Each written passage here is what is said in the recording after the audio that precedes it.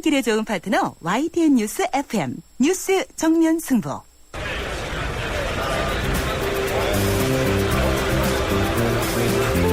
그들의 이야기가 아닌 우리, 진짜 우리들의 이야기를 들어봅니다.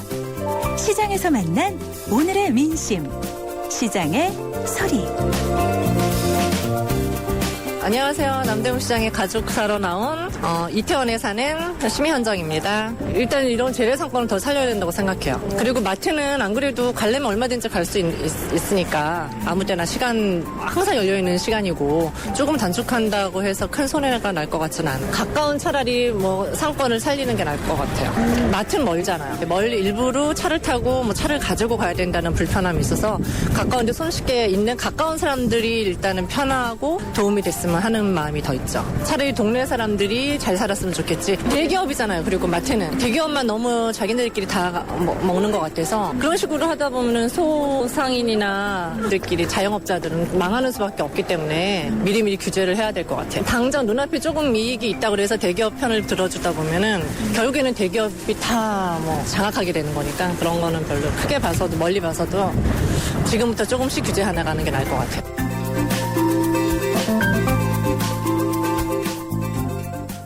네, 오늘 시장의 소리는요. 조금 전에 들으신 대로 남대문 시장에 가족 사러 나오신 심현전 씨의 의견 들어봤습니다. 대형마트 영업시간 제한하는 것이 당연하다, 필요하다는 의견인데요.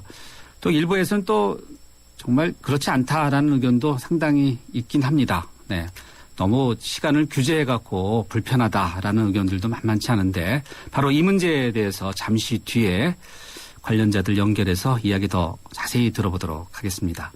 그리고 오늘 뉴스 정면 승부 예스 오 노 여러분과 함께하는 질문은요. 바로 이것이죠. 카드 사태 해법 현호서 경제부총리에 대한 사퇴 요구 옳습니까? 인데요. 몇 분 의견 소개해드리겠습니다.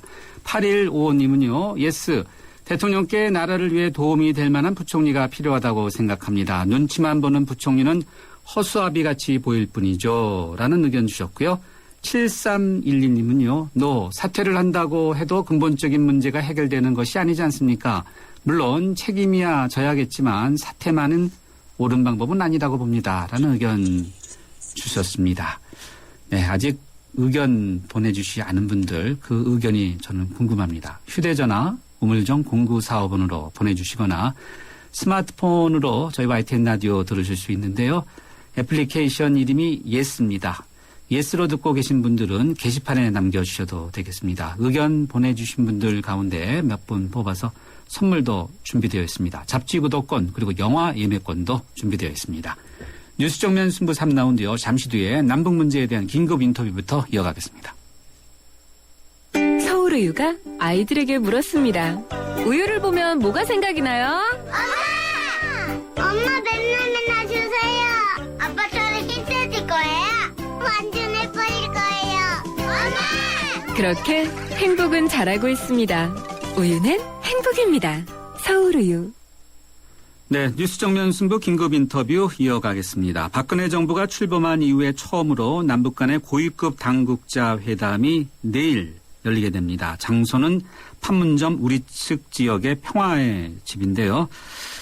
여기에다가 이번 회담이 한미 군사훈련이죠. 키 리졸브 훈련과 기간이 또 겹치는 남북 이산가족 상봉을 앞둔 상황에서 왜 갑자기 열리는지 상당히 큰 관심이 모아지고 있는데요. 세종연구소의 연구위원인 홍현희 박사 연결해서 이야기 들어보겠습니다.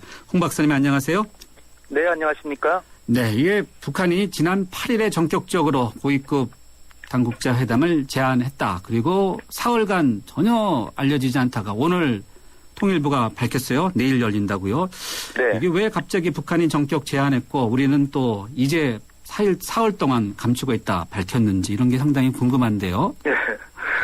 사흘 동안 감췄다는 거는 중요한 것 같지 않고요. 아, 그래요? 네. 북한이 제안을 했지만 이거를 바로 국민들에게 알려주고 싶겠죠, 정부도. 그러나 바로 알리면 이게 타결된 것도 아니고 네. 우리가 어떻게 대처해야 되는지도 확실하지 않은 그런 상태에서 네. 국민들한테 알 권리만 보장한다고 그게 다 좋은 건 아니기 때문에 네. 이렇게 3일 동안 정부에서 각 부처 간 조정회의를 통해 가지고 네. 회의를 하면서 계속 북측하고 연락을 해서 네. 결과적으로 이렇게 고위급 회담의 합의를 이뤄냈기 때문에 결과가 좋지 않습니까? 그러니까 내일 이제 우리 김규현 청와대 새로 임명된 네. NSC 사무처장이죠. 네. 그리고 안보실 제1차장이고 네. 이분이 이제 가서 원동현 통전부 제1부부장을 만나는데 네. 북한에서는 이러한 회담을 제안한 의도는 그간에 이제 북한은 10년에 들어서서 김정은이 10년사를 직접 낭독하면서 네. 올해는 남북관계 개선을 위해서 적극 노력하겠다 이렇게 얘기를 했습니다. 예. 적극이란 말이 들어가 있어요. 적극. 네. 적극 노력하겠다라는 걸 제가 10년사에서 봤습니다. 그래서 그런 와중에 이제 우리 측에서는 이제 좀 두고 봐야 되겠다 이제 계속 그러니까 예. 국방위원회 최고기관 아닙니까? 그렇죠. 거기서 네. 중대 제안을 했죠. 네. 거기에 대해서도 좀 행동으로 보여라 그래가지고 네. 이제 비방 중단 같은 건 좀 중단했지만 군사 활동은 다 중단하진 않았고 네. 그러나 이제 이산가족 상봉을 응해왔죠. 예. 그랬는데도 이 남북 관계가 이번에는 그 이산가족 상봉에 아무 대가를 요구하지 않았습니다. 통상 민주당 정부하에서 이산가족 상봉할 때는 공식적이든 비공식적으로든 비료나 쌀 같은 것이 오고 갔습니다. 네. 그랬는데 요번에는 아무 대가가 없었거든요.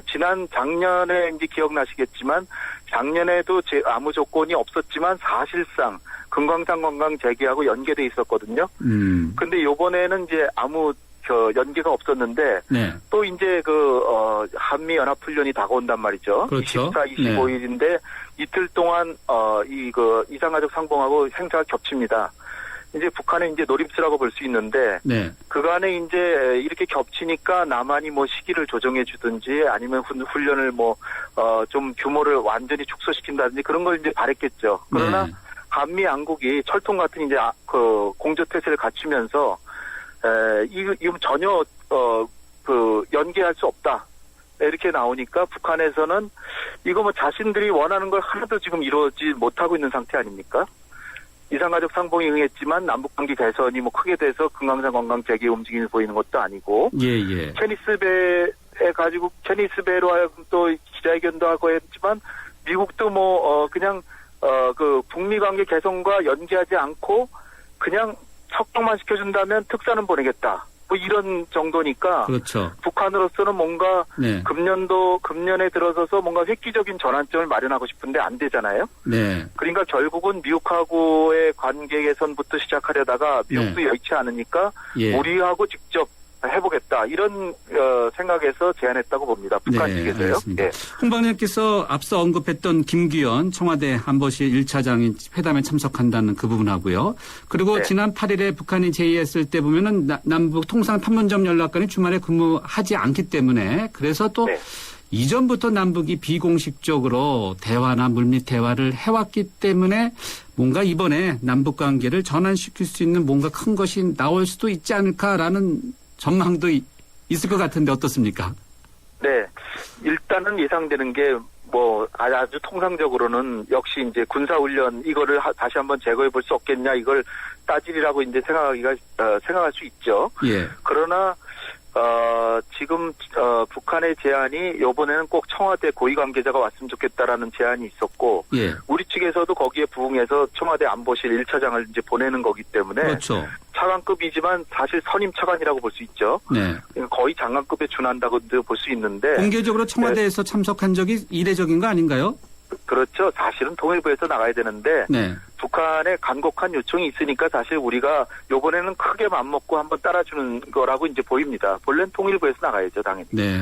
그런데 어쨌든 그런 형식의 문제 삼을 게 아니라 지금 북한이 바라는 거는 마식령 스키장도 개장했는데 200명밖에 안 오고 13개 경제개발구를 선정했는데 투자도 안 들어오고 북미 관계 개선하려는데 여의치 않고 김정은이 올 봄에 베이징 가려고 그러는데 중국도 좀 시큰둥하고요.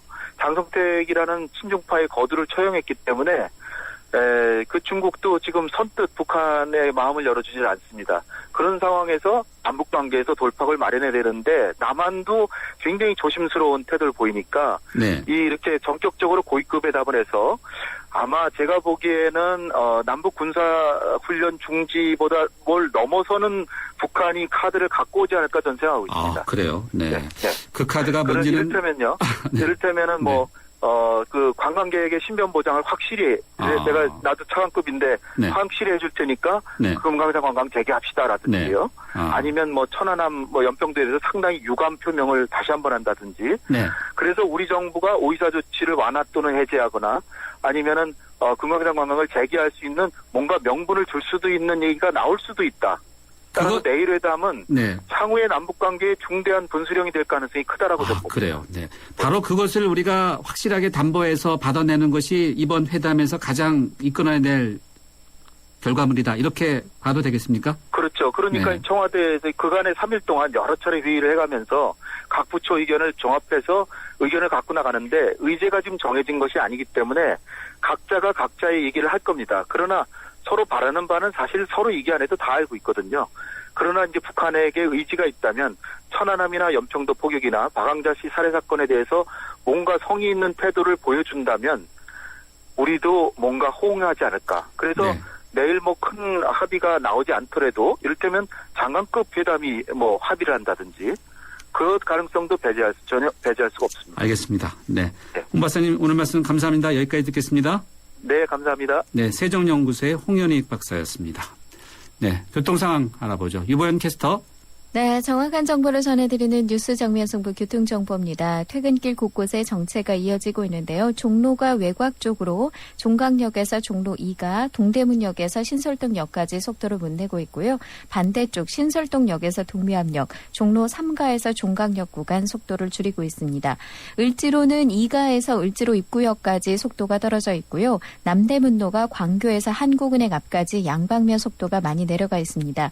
퇴계로는 충무로역에서 퇴계로 5가 교차로까지 더디게 진행하고 있고 아현고가도로 철거 공사가 진행 중인 신촌로의 경우는 굴레방다리에서 신촌 교차로 구간 속도가 떨어지고요. 반대쪽 창천 3거리에서 신촌 교차로, 웨딩타운에서 굴레방다리 구간이 정체입니다.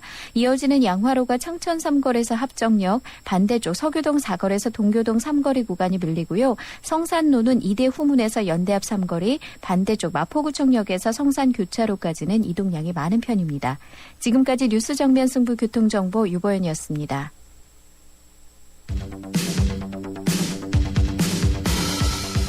퇴근길을 함께하는 냉철하고 따뜻한 뉴스 정면 승부.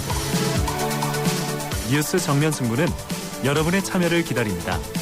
50원의 유료 문자 샵 0945와 YTN 라디오 스마트폰 어플리케이션 예스를 통해 여러분의 의견을 보내주세요. 뉴스 정면 승부는 여러분의 의견에 항상 귀 기울이고 있습니다. 네, 이번에는 전통시장 활성화와 관련해서 대형마트 영업시간 제한하는 문제 짚어보겠습니다. 대형마트와 기업형 슈퍼마켓의 영업 제한 시간을 확대하는 내용으로 서울시의 자치구별 조례가 개정되고 있는데요. 영업 제한 시간 규제를 잘 지키고 있는지에 대해서 단속 또한 강화될 것이다. 이런 전망이 나오고 있습니다. 전통시장을 살리자는 취지로 진행되고 있는 것인데요. 먼저 이 제도를 도입한 이후에 전통시장의 분위기가 어떠한지 현장의 목소리부터 듣겠습니다. 양천구 신영시장의 박선종 회장 연결되어 있습니다. 박 회장님 안녕하세요. 예, 안녕하세요. 반갑습니다. 네, 반갑습니다. 현재 네네. 신영시장에서 가게 운영하고 계시죠? 네, 지금 정육점 운영하고 있습니다. 정육점이요. 네. 네네. 오늘 매출은 어떠셨습니까? 오늘 매출도 뭐 괜찮았습니다. 네. 아, 괜찮았습니까? 네. 네, 뭐 설 전만큼 올랐습니다. 왜냐면 설 좀 쉬고 나서 네. 매출이 약간 좀 주춤했는데요. 네. 네, 이번 주 어제부터 조금씩 좀 올라가고 있는 것 같습니다. 아, 다행이네요. 네. 자, 이게 설 연휴만 대목이고 그렇지 않다라는 지적들도 전통시장을 찾지 않는다는 지적들이 있었는데 전체적으로 어떻습니까? 전통시장의 대목이라고 보면은요. 네. 설, 그다음에 추석, 네. 그다음에 김장철, 그게 가장 대목이라고 볼 수 있죠. 네, 그렇죠. 네, 뭐 2014년 올해 설에도 뭐 여태까지 지냈던 설 중에서 가장 그 매출이 괜찮았던 것 같습니다. 경기가 좋아서 그럴까요? 아니면은 영업 제한 시간을 대형마트에 대해서 뭔가 이렇게 규제를 해서 신형시장 쪽으로 이렇게 사람들이 많이 몰려서 그럴까요? 어떻게 분석하세요? 저희 같은 경우에는 작년에도 그 대형마트나 이런데 그 영역 규제가 있었죠. 물론이죠. 네. 네, 있었죠. 그때 이렇게 되면은 그 고객들이 네. 전통시장에 오게 되는데 네. 전통시장에 오게 되면 그 카드 사용을 많이 해야 되잖아요. 네. 네, 그래서 저희는 미리 준비를 했습니다. 전통시장에서 카드를 완벽하게 해자. 그래서 현재 한 80% 이상 그 카드 단말기를 확실하게 준비되어 있기 때문에 네. 그런 손님들이 많이 오실 수 있었던 것 같습니다. 아, 그래요? 네. 네. 영업시간 규제보다도 일단 신형시장 내에서 80% 정도의 가게가 이제 카드 단말기를 설치했다. 이런 것이 상당히 고객을 끄는데 영향을 줬다. 이렇게 보고 계신 거네요. 네, 그렇죠. 왜냐면은 영업 규제해도 네. 고객이 와서 사용할 수가 있어야 되는데 네. 무조건 못하게 하고 전통시장에서는 가만히 있을 수가 없기 때문에 네. 저희 시장에서는 카드 단말기를 확보하는데 집중적으로 활동을 했습니다. 네. 신형시장이 2012년하고 2013년 2년 연속으로 최고의 시장에 뽑혔다고 하는데 그 이유는 이 카드 단말기 때문인가요? 아니면 다른 이유가 있습니까? 저뿐만 아니라 지금 우리 전통시장 살리기 위해서 네. 온누리 상품권이 많이 나오고 있잖아요. 아, 네, 온누리 상품권을 우리 시장에서 자유롭게 어느 점포에서나 다 받아서 우리 상인 내에서 환급을 해주고 있거든요. 아, 그렇군요. 또 네. 그러지 또 전통시장 살리기 위해서 서울시나 중소기업청사나 소상공인시장진흥공단 이런 쪽에서 특가 판매나 전통시장 가는 날 여러 가지로 해서 전통시장 살기를 좀 불어넣기 위해서 많은 정책을 펴고 있습니다. 네네. 근데 정책을 펴는 만큼 전통시장에 어떤 준비가 돼서 네. 준비를 해갖고 자생력을 갖추는 그런 시장으로 커나가려면 네. 앞으로 전통시장 자체 내에서도 무단한 노력이 필요하다고 생각합니다. 예, 그렇겠죠. 왜냐하면 각 점포별로 뭐 세일 행사도 하고 네. 또 뭐 공동 마케팅 전략도 피고 또 많은 교육을 통해서 의식 변화도 시키고 네. 이래서 저희 시장은 뭐 상위대학과 3번 했고요. 뭐 아카데미 교육 아니면 뭐 컴퓨터 교육이라든가 이런 걸 통해서 네. 많은 상인들이 의식이 변화지고 있기 때문에 저희 시장을 많이 찾는 것 같습니다. 고객님들이. 네, 알겠습니다. 네. 이 자치구에서 대형마트의 영업시간을 규제하고 하는 네. 부분들이 있지 않습니까? 조례 개정을 네. 통해서 하는데 이것이 효과가 네. 있다, 없다. 어떻게 보세요? 효과가 상당히 있죠. 상당히 있다. 아, 네, 네. 상당히 있다. 네. 네, 있다고 봐야죠. 왜냐하면 일단 뭐 오늘 뭐 반찬거리라든가 뭘 준비를 해야 되는데 네. 뭐 급하게 가려면 뭐 마트도 가겠죠. 뭐 스톱으로 뭐 쇼핑을 다 할 수 있으니까 뭐 전통시장에서 불편한 점도 있겠지만 저희 시장 같은 경우는 완전히 원스톱을 할 수 있게끔 다 준비되어 있습니다. 뭐 주차장이라든가 카트라든가 뭐 카드 단말기 아까 말씀드렸던 것처럼 완벽하게 준비를 하고 있기 때문에 뭐 시장 매출이 큰 지장이 없고 또 그거 저기 대형마트가 규제를 갖고 있기 때문에 어차피 그 손님들이 어딘가는 가야 되는데 그렇기 때문에 저희 시장을 찾지 않는가 이렇게 생각을 하고 있고요. 예, 알겠습니다. 네. 매월 둘째, 넷째 주 이렇게 전통시장 가는 날 보면은 평상시들보다는 확실히 매출이 좀 더 오릅니다. 예, 알겠습니다. 회장님 오늘 말씀 감사합니다. 네, 고맙습니다. 네, 양천구 신영시장의 박선종 회장이었습니다. 네, 이번에는요, 대형마트 영업 제한 시간을 확대하는 조례 개정과 관련해서 서울시의 소상공인 지원과의 황차호 팀장님 연결해서 이야기 들어보도록 하겠습니다. 황 팀장님, 안녕하세요. 예, 안녕하십니까. 예, 저희가 앞서 전통시장에서 가게를 운영하고 계시는 분의 이야기를 들어봤는데, 이 서울시에 있는 자치구들이 바로 이런 대형마트, 그리고 기업형 슈퍼마켓이라고 하죠. SSM의 이제 영업 제한과 관련해서, 규제의 폭을 더 넓힌다, 이제 시간을 더 확대한다고 하는데요. 주로 어떤 네네. 것들을 이제 하게 됩니까? 네, 이번에 그 영업시간 제한이 네. 기존에는 0시부터 8시까지로 되어 있었습니다. 아침 8시요? 네네. 예, 이번엔 10시까지 2시간이 연장됐고요. 네. 또 그동안 영업시간 제한에서 그 제외되었던 예. 대형 복합 쇼핑몰 내에 대형마트가 있습니다. 예, 대형마트들도 이번엔 똑같이 영업 제한을 받도록 개정되었습니다. 아, 그렇군요. 그러니까 예. 결과적으로 보면은 확대되는 거네요. 그렇죠? 네. 예, 그렇습니다. 네. 무엇 때문에 어떤 것을 기대해서 이렇게 조례를 개정합니까? 조례 개정은 지난번 2013년도 1월 달에 네. 유통산업발전법이 이제 개정이 돼가지고 거기에 따라서 이제 조례도 개정하게 되었고요. 예. 또 이제 그게 이제 확대된 사유는 잘 아시다시피 경제적으로 어려움을 겪고 있는 전통시장이나 생계형 슈퍼를 운영 중인 골목 상권 상인들에게 도움을 주고자 이제 개정하게 되었습니다. 네. 이 조례 개정 적용되는 시점이 언젠가요? 시점은 이제 각 자치구에서 이제 하고 있기 때문에 아마 지금 현재 조례는 대다수 구청 자치구에서는 조례가 개정되고 공포가 됐습니다. 거기에 따라서 이제 처분을 하기 위해서 이제 행정 절차를 진행 중에 있습니다. 그래서 저희들이 서울시 같은 경우에 서울시 자치구 같은 경우에 4월 말경 되면 다 시행되지 않을까 그렇게 보고 있습니다. 서울시 자치구 전체에서는 오는 4월 말이면 대부분 다 되지 않을까 그렇게 저희들이 이제 보고 있습니다. 그러니까 10시까지는 대형마트들은 문을 열지 않겠네요. 아침 10시에는요. 네, 그렇습니다. 이제 조례 개정되면 거기에 따르도록 되어 있습니다. 그러면 지금까지 이 영업시간 제한이라는 것이 기대했던 그런 조례 개정의 효과를 거뒀다고 보시는지요? 예, 저희들은 그렇게 보고 있습니다. 왜 그래야면 이제 대형마트에 대한 영업 규제를 통해서 전통시장과 이제 소상공인을 보호하기엔 최선의 장치지 않습니까, 이것이? 네. 그런 이제 저희들이 이제 보기에 소비자들도 이 대형마트 영업 규제나 필요성에 대한 공감대가 어느 정도 이루어졌다고 저희들이 보고 있습니다. 네.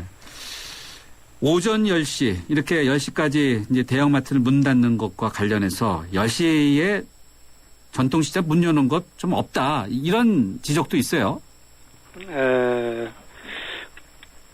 글쎄요, 그런 지적도 있는 걸로 알고 있습니다. 네. 그러니까 이 조례 개정이 별로 효과가 없을 수도 있지 않냐라는 지적도 있고, 바로 그것 때문에 또 대형마트들의 영업시간을 제한하는 것에 대해서 이건 좀 말이 안 된다, 이런 의견들도 있어서 또 반대 의견에 대해서 좀 충돌할 수도 있지 않냐라는 목소리도 있는데요. 거기에 대해서는 규제를 하면 거기에 대해서 서로 뭐라 할 수 있습니까? 서로 반대되는 의견은 있다고 봅니다. 있다고 보지만 저희들이 이제 지금 현재 각종 개정 이후에 대형마트들이 이제 거기에 대해서 반대를 하고 소송을 이제 지금 하고 있습니다. 그렇지만 최근 법원에서는 영업 제한이 타당성과 공익적 필요성을 인정해주고 있습니다. 예, 소송도 이어지고 있고 또 법원에서는 인정해주는 분위기다. 예, 그렇습니다. 네, 영업시간 제한에 대해서 대형마트들이 잘 준수하고 있습니까? 네, 기존 영업 제한도 잘 지키고 있고요. 그리고 이제 앞으로도 강화된 규제 사항도 대형마트 측에서 규제에 대한 취지를 잘 이해하고 있기 때문에 저희들은 소상공인과 상생협력을 위해 잘 이행하리라고 생각하고 있습니다. 네, 지키지 않을 경우에는 어떤 벌칙이 있습니까? 예, 벌칙이 있습니다. 네, 알겠습니다. 팀장님 오늘 말씀 여기까지 듣도록 하겠습니다. 고맙습니다. 예, 고맙습니다. 수고하십시오. 네, 지금까지 서울시 소상공인 지원과의 황차호 팀장이었습니다. 네, 뉴스 정면 승부가요. 이번 조례 개정 문제와 관련해서 이마트와 홈플러스 측의 입장이 무엇인지 저희가 인터뷰 요청을 했었는데요. 이마트 측은 모든 매장이 오전 10시 개장으로 조례 개정과는 전혀 관계가 없다, 영향이 없다 하는 입장을 밝혔고요. 홈플러스 측은 현재 담당자가 없기 때문에 의견을 밝힐 수 없다, 이런 입장을 저희에게 전해왔습니다. 기회가 되는 대로 대형마트 측이 의견이 필요하다라는 것이 있다면 저희가 정면승부에서 다루도록 하겠습니다. 잠시 뒤 4라운드에서 뵙도록 하겠습니다. 반도유보라 김현욱입니다. 동탄에서 4,600여 세대를 분양한 반도유보라가 2월 동탄을 놀라게 할 중소형 1,100여 세대 아이비파크 3.0을 공개합니다. 와우! KTX 동탄역에서 문화디자인밸리까지 동탄 이신도시 동탄 대로의 중심에서 아이비파크 3.0을 만나보십시오. 문의 1800-0038. 인간인가? This program give men like you a second chance. 로봇인가? Be stronger, faster, He's a machine. 새로운 히어로가 세상을 심판한다. Until it realizes you haven't been on the level with it. You wanted a man inside a machine, and that's what. 로봇카 2월 13일 대개봉 12세상 관람가. 네, 오늘 뉴스 정면 승부는 여러분과 함께 yes, o, no의 질문은요. 카드 사퇴법 현호석 경제부총리 사퇴 요구 옳습니까? 라는 질문으로 함께하고 있는데요. 8282님은요. yes, 어리석은 공무원들은 사고만 쳐놓고 국민들이 금방 잊어버리기를 바라고 기다리는 것 같아 답답합니다. 라는 의견 주셨고요. 9044님은요. no입니다. 사퇴하고 도망가버리는 뒷수습은 누가 하지요? 아무리 급해도 마무리는 지어야지요. 덧붙여서 경제 발전에 대해서 더욱 힘쓰고 다시는 이런 사태가 발생되지 않도록 하는 것이 사태보다는 좋습니다. 라는 의견 주셨습니다. 네, 휴대전화 우물정 0945번으로 여러분의 의견 기다리고 있습니다. 잠시 뒤에 스포츠 뉴스 들어보겠습니다. 서양 고전음악을 완성시킨 천재 작곡가 악성 베토벤. 그의 음악적 잠재력을 일깨워준 사람은 스승인 크리스티안 네페 선생님이었습니다. 네페 선생님은 지루한 이론과 반복적인 연습을 강요하지 않았습니다. 이탈리아와 프랑스, 독일의 유명한 오페라를 감상할 기회를 마련했고 어린 베토벤이 음악에 대해 더 깊이 느끼고 생각할 수 있도록 이끌었습니다. 가르치는 것이 아니라 깨우치는 교육, 아이들의 잠재력을 활짝 꽃피우는 우리 교육의 희망입니다. 이 캠페인은 I am the key, 눈높이 대교와 함께합니다. 살아있는 뉴스, 깨어있는 방송, 한국의 뉴스 채널 YTN 뉴스 FM.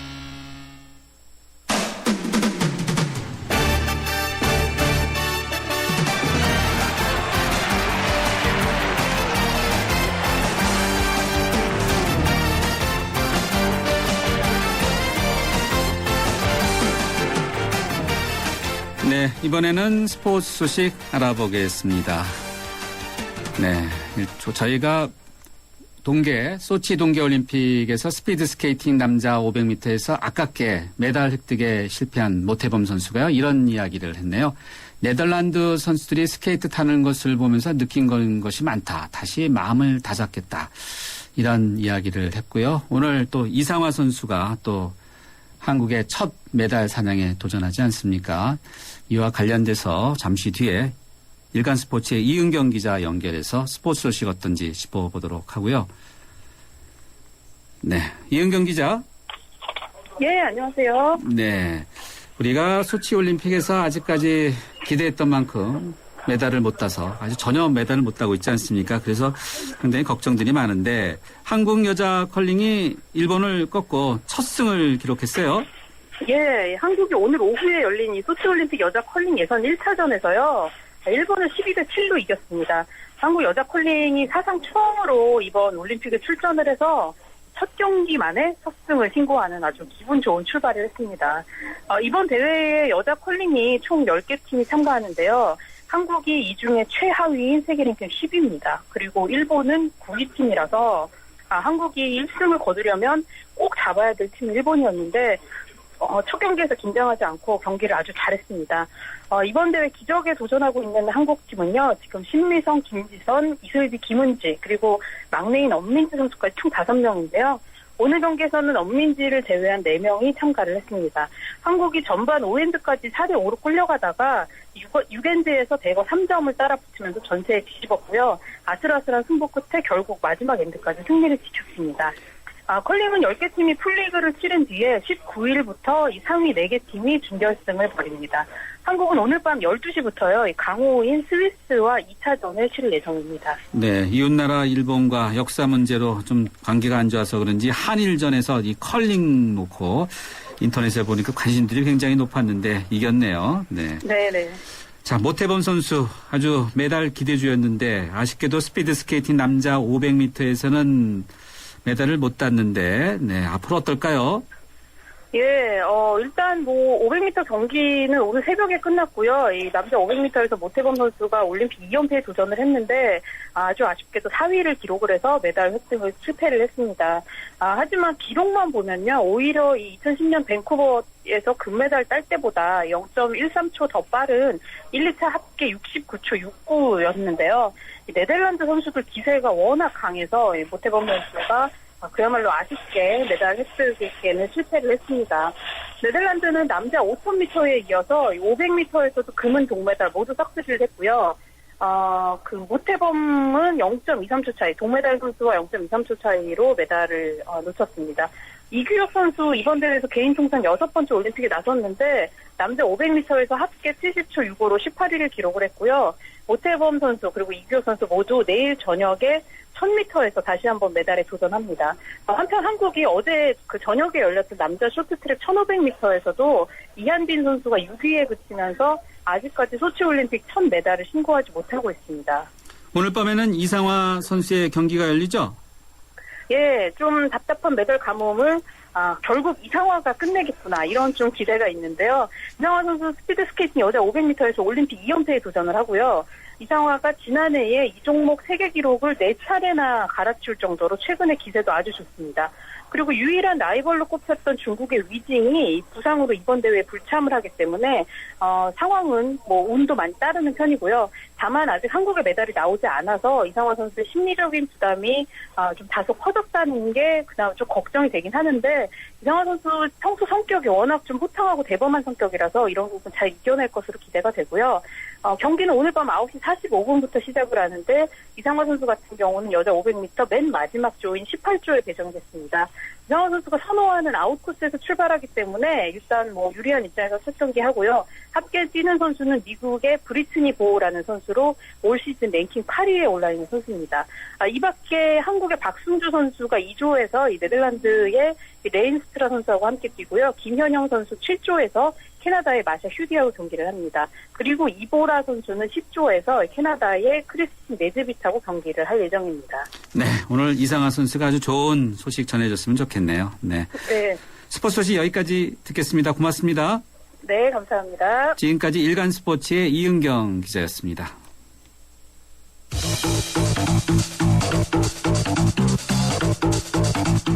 오늘의 사건을 냉철한 법의 논리로 풀어봅니다. 법, 아는 만큼 보인다.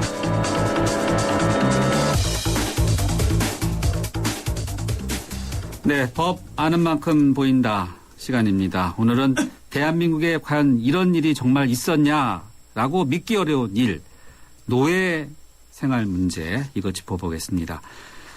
신안 염전에서 오랫동안 노예 생활을 하다가 최근 극적으로 구출된 시각장애인 김모 씨와 지적장애인 최모 씨 사건으로 참 믿을 수 없을 정도로 분노가 치솟고 있는데요.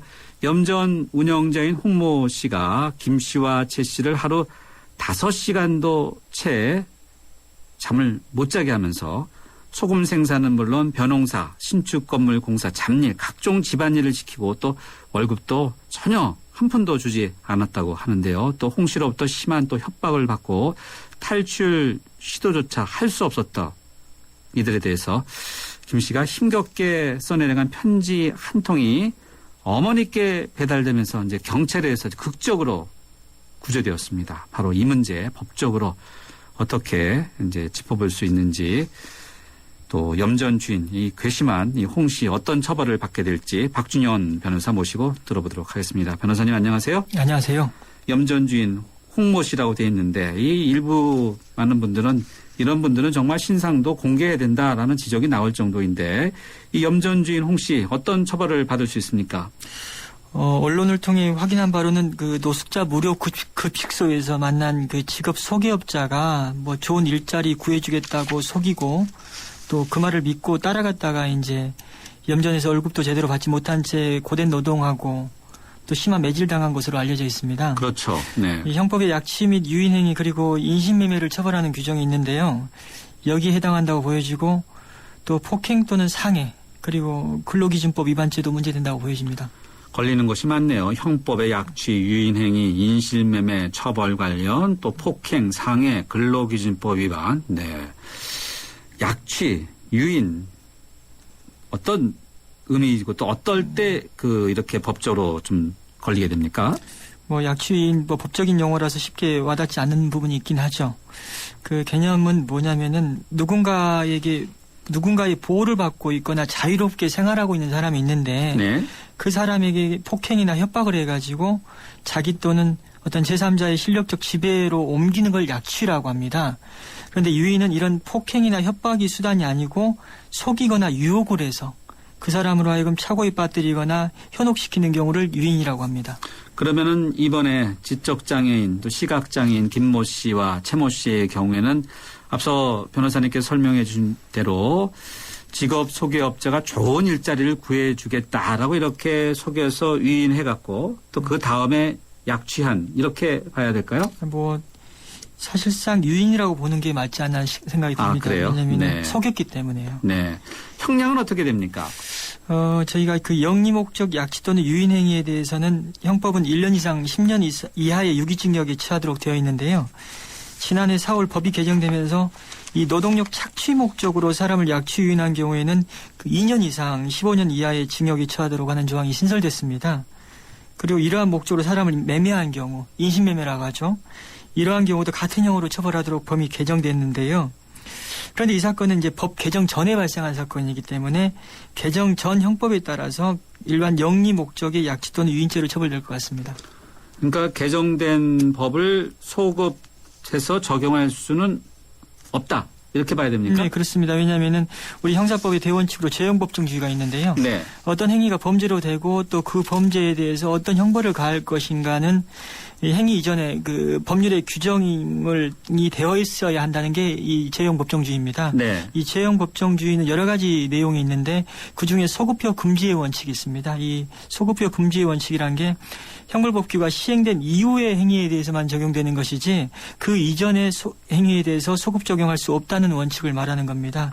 이 개정된 법을 적용하지 못하는 이유가 여기에 있는 겁니다. 네. 정말 괘씸하다. 정말 엄벌에 처해야 된다라고 하더라도 이 법에 규정이 없으면 어쩔 수가 없나 보죠? 네, 그렇습니다. 뭐 법을 중하게 개정했다 하더라도 그 이전 행위에 대해서는 쉽게 소급 적용할 수 없는 겁니다. 네. 정말 이게 답답한데 어쨌든 개정된 법에 따르면은 노동력 착취의 경우에는 일반 영리 목적보다는 더 처벌이 중하다 이렇게 볼 수 있겠네요. 네, 그렇습니다. 뭐 노동력 착취라는 게 어떤 영리 목적의 하나의 유형에 해당하겠죠. 종래에는 이제 이런 경우도 영리 목적의 범주 내에서 처벌을 했었는데 이 노동력 착취 목적이라는 별개의 조항을 신설했고 그 신설된 법정형이 종래의 법정형보다 더 중한 겁니다. 그렇기 때문에 이 법률을 이제 향후에는 적용할 수 있게 되는 겁니다. 네, 그렇군요. 지난해에는요, 베트남 여성이 한국인 남편의 동의 없이 생후 13달 된 자녀를 베트남의 친정으로 데려간 그런 것이 있지 않았습니까? 그래서 네, 그것을 좀 이름은 어렵습니다만 이제 국외 이송 약취죄에 해당되냐 안 되냐를 놓고 이렇게 대법원 판결이 있었죠? 예, 그렇습니다. 어떻게 나왔었나요, 그때요? 그 당시에 해당하지 않는다고 판단했습니다. 아, 그렇군요. 예. 네. 이런 사례들이 최근에 문제되는 게 뭐냐면은 국제 결혼이 많아지고 또 다문화 가정이 증가됨에 따라서 부모 중 일방이 다른 상대방의 동의를 얻지 않고 자녀를 데리고 외국으로 나가는 경우가 적지 않게 발생되고 있는데요. 이 전원합의체 판결은 이러한 행위가 어떠한 경우에는 형사처벌이 되고 또 그 판단 기준이 뭔지에 대한 어떤 사법적 판단이라는 점에서 큰 의의가 있는 판단이었죠. 바로 이 베트남 여성이 한국인 남편의 동의 없이 생후 13달 된 자녀를 베트남의 친정으로 데려간 행위와 관련해서도 보면은 국외 이송 약취죄에 해당되지 않는다라고 이렇게 대법원 전원합의체 판결에서 이제 나왔다는 거네요. 그러니까 예, 그렇습니다. 여기서도 지금 약취라는 단어가 이제 등장했어요. 예, 부모가 이제 어린 아이를 데려가는 것은 어린 아이를 속여서 데려가는 게 아니라 자신의 힘에 의해서 어떤 유형력이라고 표현하는데요. 네. 그 힘으로 데려갔기 때문에 약취라는 표현을 쓰는 것 같습니다. 그렇군요. 네. 자, 이번 판결의 요지는 무엇이었죠?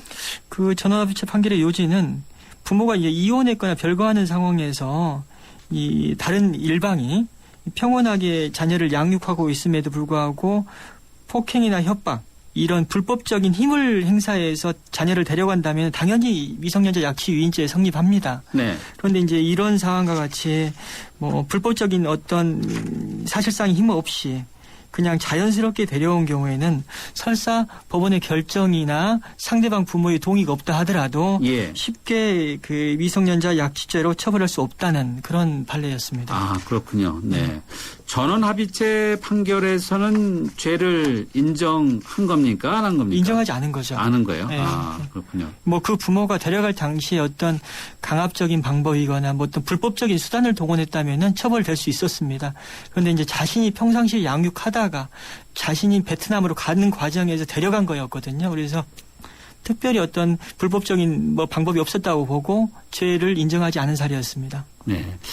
청취자분이 이 바로 변호사님 이야기를 듣다 보니까 좀 화가 나서 그런지 이제 의견 겸 또 질문이 있는데 한번 같이 들으면서 한번 함께 하도록 하시죠. 1198님인데요. 듣다 보니까 화가 나네요. 약하고 못 가진 사람들을 불법으로 팔아넘기고 또 노예처럼 부려먹었다는데 어째서 징역 불과 몇 년밖에 이런 벌을 못 주나요? 때리고 돈도 안 주고 막 부려먹었는데 이런 것들을 왜 제대로 처벌이 안 되는지요?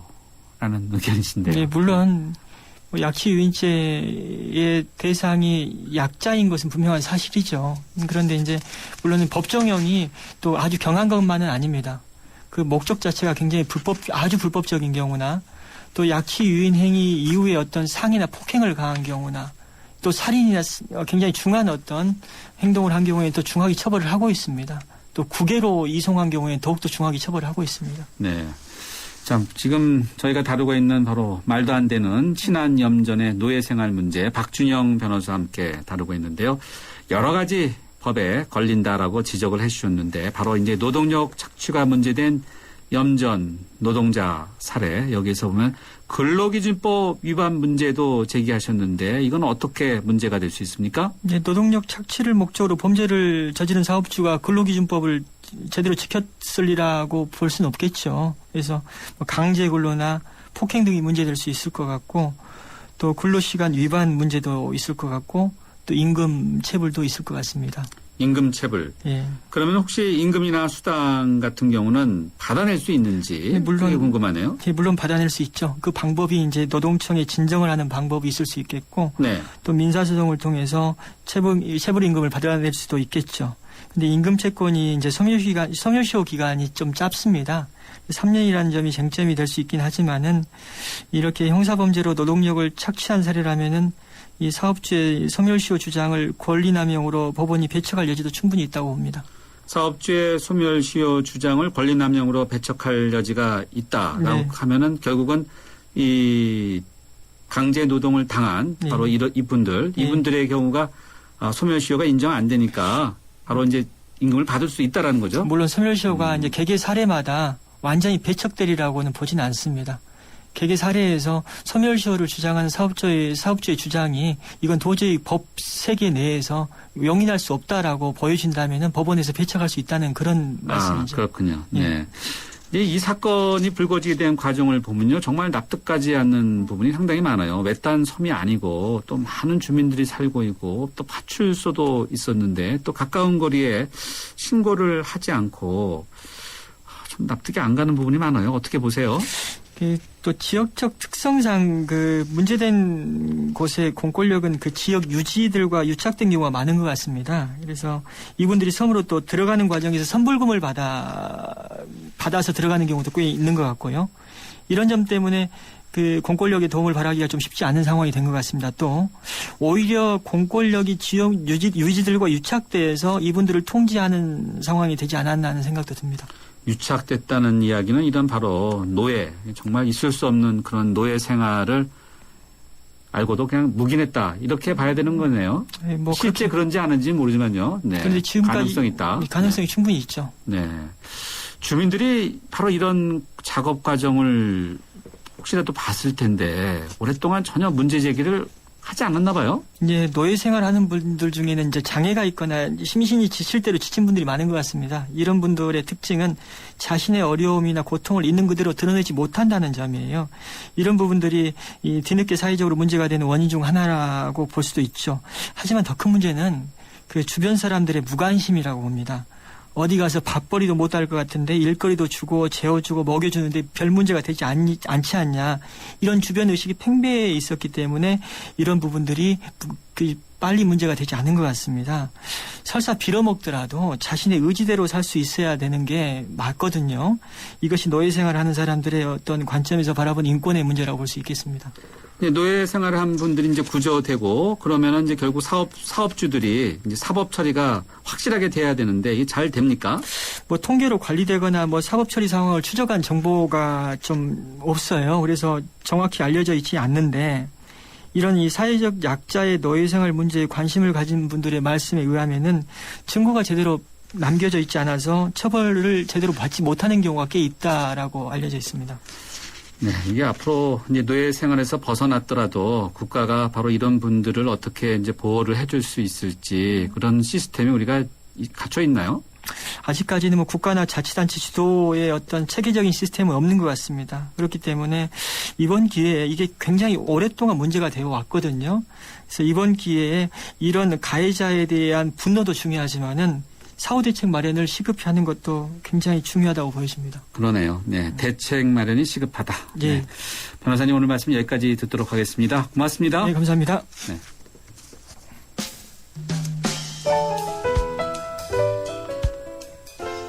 네, 오늘 뉴스정면 승부 마무리할 시간인데요.